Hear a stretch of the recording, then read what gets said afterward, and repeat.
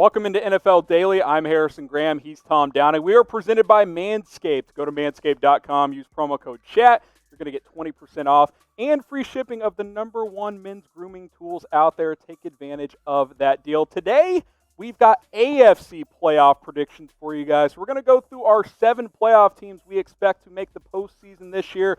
Starting with the #1 seed, the defending Super Bowl champions, it's the Kansas City Chiefs. I would argue that all other preseason rankings, unless there's like a drastic injury here for Kansas City or a major opt-out, are invalidated if you don't have KC up there. Yeah, you're just trying to get headlines at that point. Yeah. Like, the Chiefs, and forget that they just won the Super Bowl. They brought back 20 of 22 starters.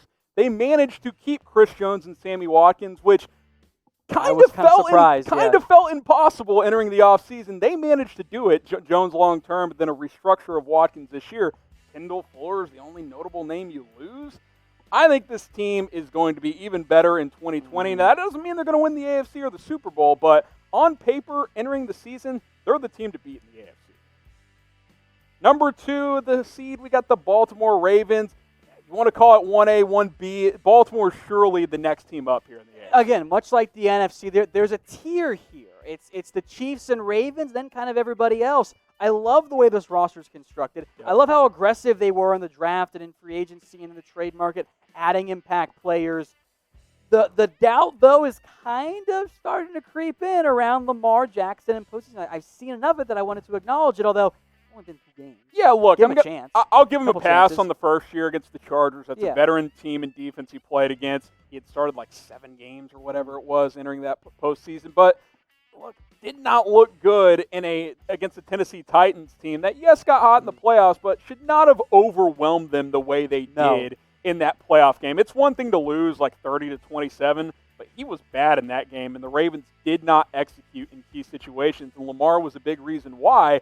The reason there's slight doubt is the Chiefs have gotten it done in the playoffs. The Ravens haven't yet. I think that's a big reason why we give the Chiefs the slight edge here. We'll make this the pinned comment on today's video. Who's the best team in the AFC entering this season? Type KC for the Chiefs, type BALL for the Ravens. You guys can debate down in the comments section.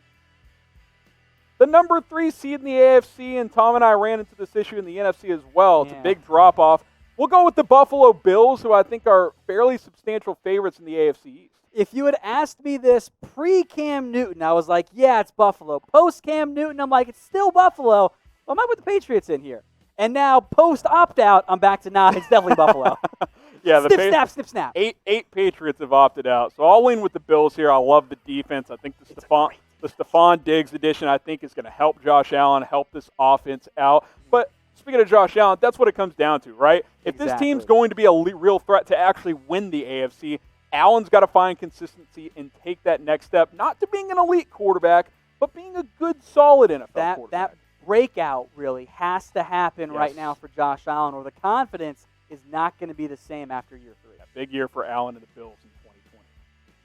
Now, we mentioned today's show is brought to you by Manscaped. The Lawnmower 3.0, it's the best men's grooming tool out there. I use it. I couldn't find products for a long time to, shave the family jewels down there. I found Manscaped in the Lawnmower 3.0. My life has been better ever since. I know Tom's a big supporter of this product. So is my wife. Producer Dylan, yes.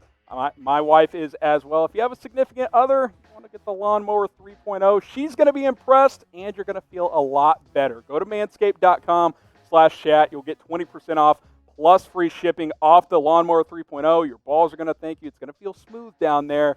Your production in the bedroom is going to be better as well. Manscaped.com/chat. That link will be in the comments and in the description. Next team up here, AFC South, kind of an open division. We'll go with the Titans. You can go a bunch of different routes here, except for Jacksonville as far as I'm concerned. Tennessee saw enough this past year to go, you know what? Let's push our chips in on Tannehill, push those chips in on Derrick Henry. The defense should be better. I cannot wait to see a full year out of Jeffrey Simmons. Talk about a breakout candidate. If you don't know him now, you will at the end of the year. He's going to have a huge season. I like this team. I like what I saw late in the year. I think the ceiling's fairly limited. I'm curious to see what a full season of Ryan Tannehill looks like, but I thought they did a good job of bringing him back, getting Derrick Henry signed on a fairly decent contract, actually. Obviously, Tannehill's got to prove he's the guy long-term because they paid him to be, but I like Vrabel. I think he's an ascending coach in the NFL. Now, who's more important to the Titans' success? Type RT for Ryan Tannehill, type DH for Derrick Henry.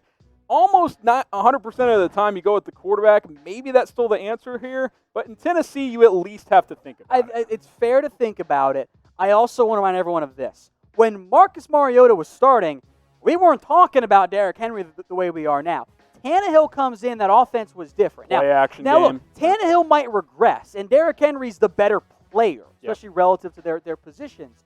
But more important, it's the quarterback. Because if the Titans struggle, not going to be Derrick Henry's fault, probably going to be Tannehill's fault. He has to play well. Well, the Titans may struggle this year, according to Tom. We hope we don't struggle here at Chat Sports. We never struggle. We got videos going up every single day. We keep you up to date on the latest NFL news. We get you caught up on the latest NFL rumors. We do Q&As. We do videos like this, playoff predictions, training camp updates, all kinds of stuff. Our coverage is continuing to ramp up because the NFL is almost back. So hit that red subscribe button. Join the movement. We're like 15,000 subs away from 200K. We expect to be there very, very soon. We can only do it with your help, so hit that big red subscribe button right now. Let's get to some wild card teams here, Tom. The Pittsburgh Steelers at number 5.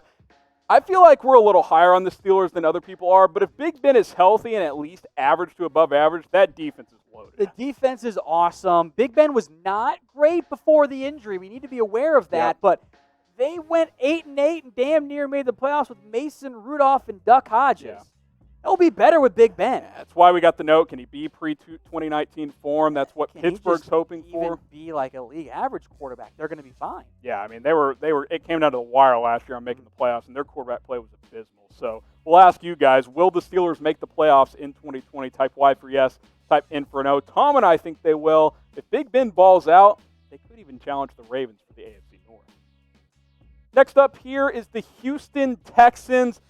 They still have Deshaun Watson. Yeah, the DeAndre Hopkins trade is bad, but when you have a top 5 quarterback, and I still like some of those receivers, I still got them in the playoffs. I think it's the faith in Deshaun Watson is why they make this list.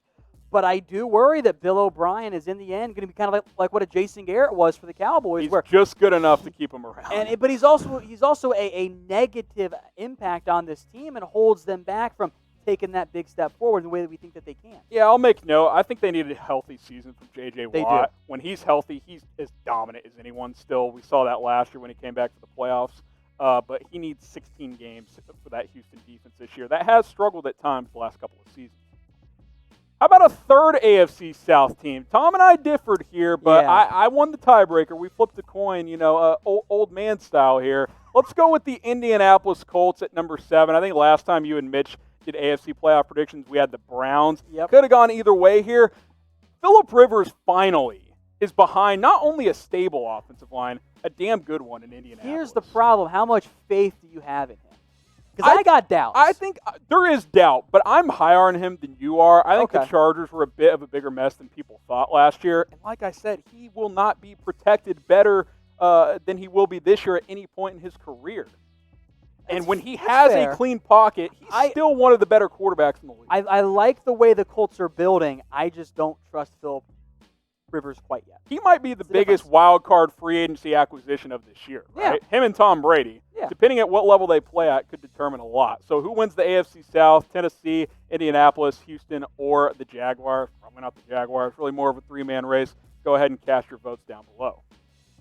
And a quick recap here as we run through our AFC playoff predictions. Our division winners are as follow. Kansas City Chiefs win the West. They get the number 1 seed. Ravens win the North. They get the number 2 seed. We got the Bills at the number 3 seed coming out of the AFC East. And then Tennessee Titans representing the AFC South as the number 4 seed. We think Pittsburgh gets back into the playoffs as the number 5 seed. The number 6 seed is the Houston Texans. And then a third AFC South team that should be a competitive division. We've got the Indianapolis Colts rounding out our AFC playoff predictions.